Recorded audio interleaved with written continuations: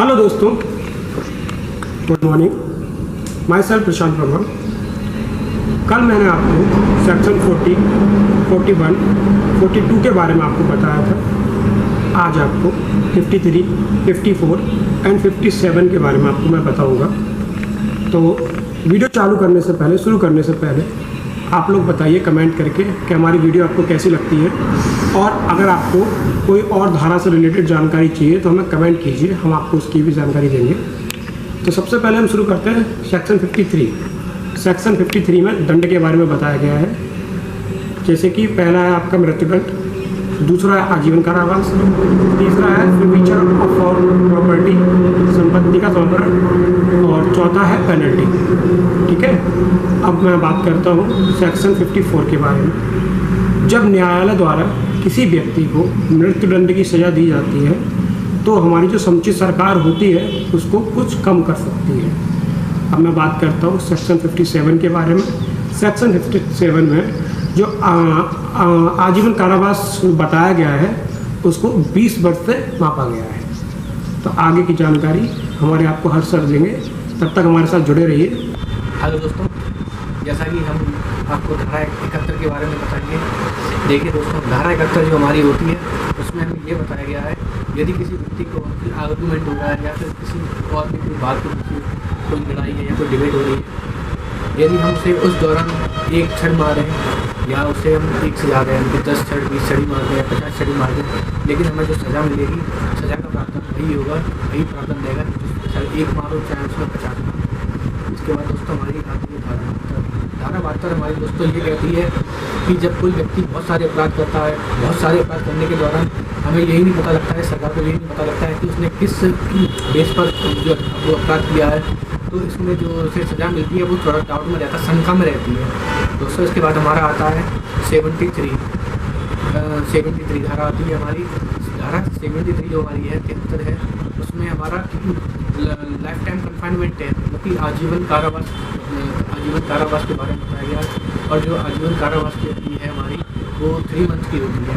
इसमें भी 2 शर्तें हैं। पहली शर्त ये होता है, यदि हमारा आजीवन कारावास 1 महीने का है तो हमें एकांत परिरोध में 7 दिन रहना पड़ेगा। एकांत परिरोध तब समझती होगी। इसके बाद क्या होता है, इसका जो दूसरा शर्त है ये बताया गया है, यदि हमारा कारावास 3 महीने से है तो उन 3 महीनों में से 1 महीना ऐसा होगा कि हमें सिर्फ 7 दिन के एकांत परिरोध में रहना पड़ेगा, यानी कि 7 डेज सोलाइटरी कन्फाइनमेंट में रहना पड़ेगा। ठीक है दोस्तों, आपकी धारा आपको मिलती रहेगी। ओके। हेलो दोस्तों, तो जैसा कि आप सभी को पता है, हमने धारा 71, 72, 73 के बारे में डिस्कस किया था। ठीक है ना, हमने आपको ये भी बताया था कि 73 हमारी जो है सेक्शन वो हमें सोलाइटरी कन्फाइनमेंट के बारे में बताती है, यानी कि हिंदी में बोला जाता है एकांत परिरोध। जब किसी व्यक्ति को अकेले किसी जेल में रहना पड़ता है, जेल के बैरक में रहना पड़ता है, उसे बोलते हैं हम सोलाइटरी कन्फाइनमेंट। ठीक है दोस्तों, इसके बाद जो हमारा सेक्शन आता है 74 है, और 74 हमारा सेक्शन जो है वो हमारा सेक्शन 73 से रिलेट करता है, ये पूरा उसी से रिलेट करता है। तो आइए हम इसके बारे में आपको जो महत्वपूर्ण बात है वो बताते हैं, इसकी व्याख्या हम करते हैं। देखिए दोस्तों, 74 सेक्शन में ये बताता है, जब भी किसी व्यक्ति को सोलाइटरी कन्फाइनमेंट में मिलता है तो उसे 3 महीने की सज़ा मिलती है। अमूमन उसे 3 महीने की सज़ा मिलेगी। उसकी पद्धति एक ऐसी होती है, इसकी जो रिएक्शन है वो इस तरह से कुछ होता है। ऐसा होता है, जब किसी व्यक्ति को 3 महीने की सज़ा मिल रही है तो उस 3 महीने की सज़ा के अंतर्गत उस 3 महीने में 1 महीना ऐसा होगा जब उस व्यक्ति को सोलाइटरी कन्फाइनमेंट में रखा जाएगा, यानी कि उस 3 महीने जो आएंगे उस 1 महीने में उससे सोलाइटरी कन्फाइनमेंट में रखा जाएगा।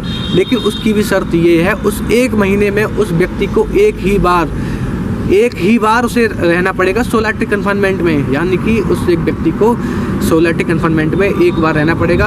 और वो व्यक्ति जो रहेगा सोलाइटरी कन्फाइनमेंट में, उसकी भी डेज जो है, उसकी दिनों की संख्या वो लिमिट है उसकी, वो 7 दिन से किसी भी ज़्यादा कोई भी सोलाइटरी कन्फाइनमेंट में नहीं रह सकता है। ठीक है दोस्तों, देखिए दोस्तों, धारा 75 तक हम कंप्लीट कर चुके हैं। अब हमारी आती है आगे धारा 76 सेक्शन 76। सेक्शन 76 हमें ये बताता है, जब भी कोई व्यक्ति किसी विधि के द्वारा या तथ्य की भूल के कारण कोई भी ऐसा कार्य करता है, कोई भी काम करता है, उसमें उसकी विधि की भूल ना हो, सिर्फ तथ्य की भूल हो, ठीक है ना। तो ऐसी कंडीशन में, इस अवस्था में अगर उससे कोई अपराध होता है तो वो अपराध नहीं माना जाएगा।